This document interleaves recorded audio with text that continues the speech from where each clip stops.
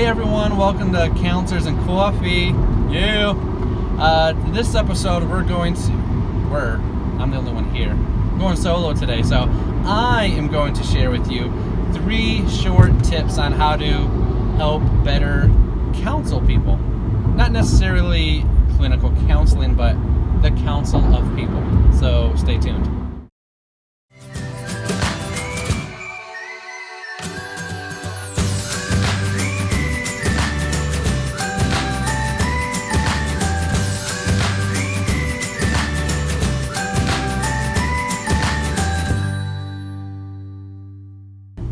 Hey guys, so like I said at the intro, this show is going to be about counseling tips.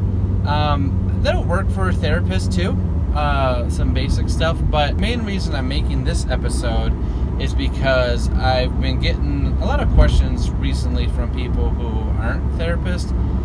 So whether you're a teacher, a pastor, or a clergy member, or you're just in a management position, or you just lead people, or you just work with people and you want to help them, you want to counsel them.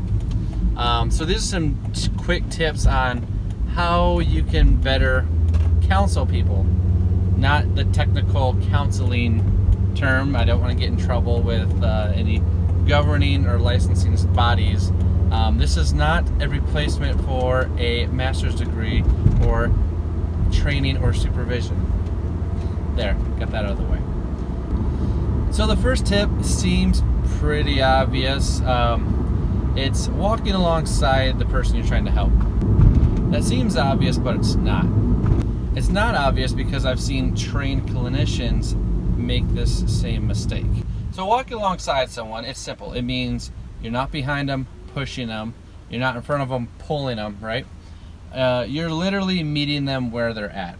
And that's important because we grow and go through things in stages, and we need to meet someone where they're at so that we can get them to where they need to go.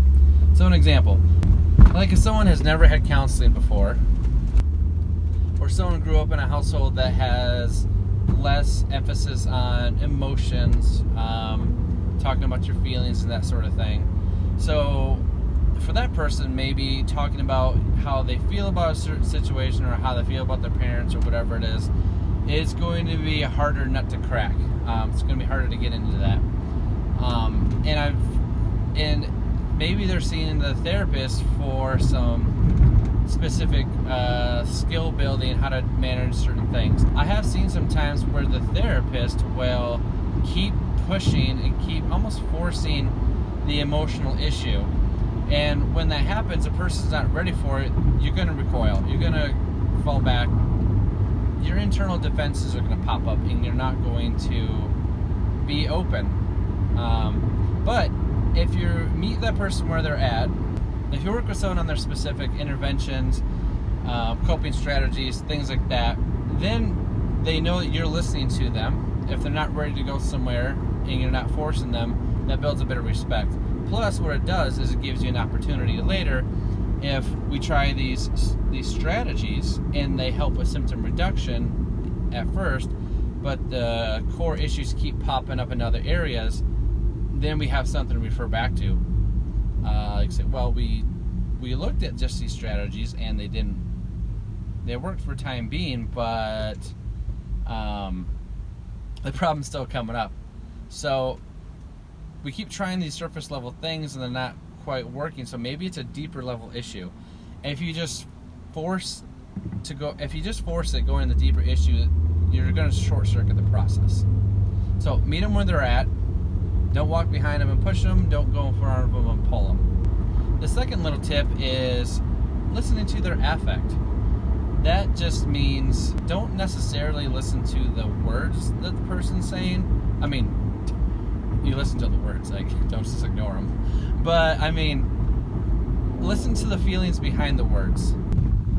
I mean, if you think about it, how complex are emotions, right?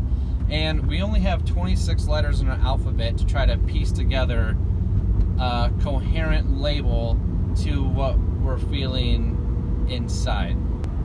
often our words fail to accurately describe what we're saying.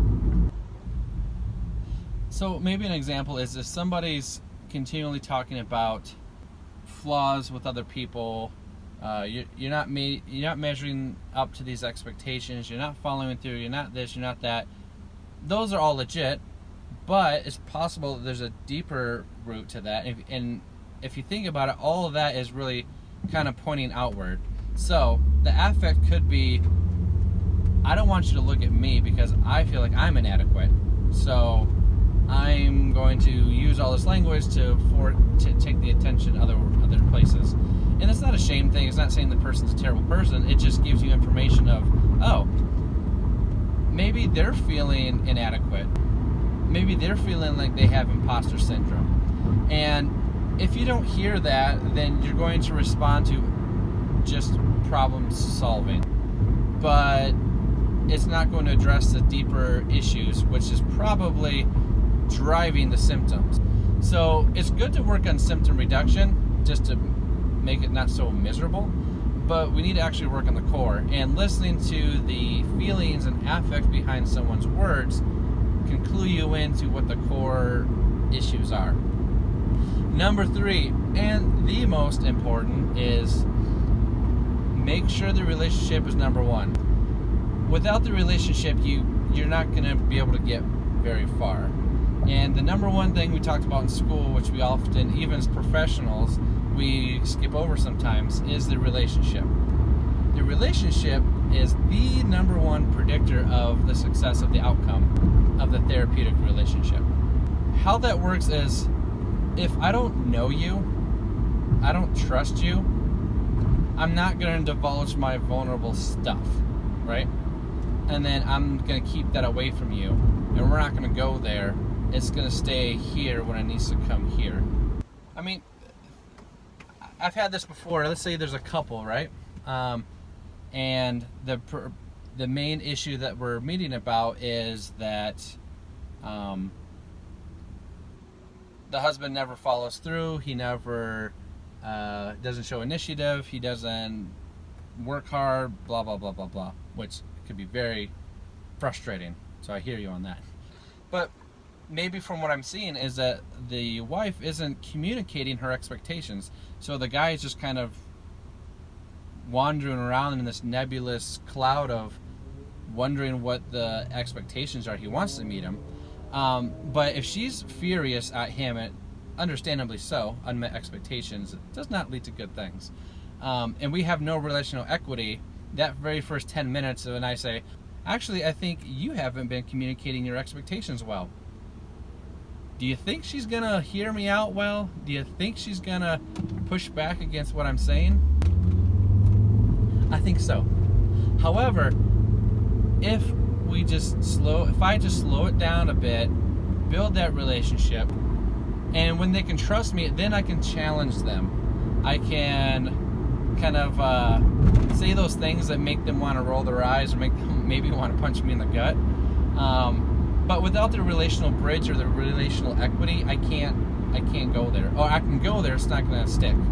It's going to be like nailing Jello to the wall. It's just going to be a waste of time. So, relationship. Focus on the relationship, build that trust, build that relational equity, and you can do a lot with it. You can even mess up trying to help them out, but if you have enough relational equity, you can come back from it. That's it. Just some short 3 tips on how to better counsel people. Yeah, don't forget to like and subscribe. If there's anything else you can use a tip on in those areas, just comment below. And if I don't know what the heck to do with it, maybe I can consult with someone else and see if they have an idea, and just throw some tips out there. That's it. Take care. Peace.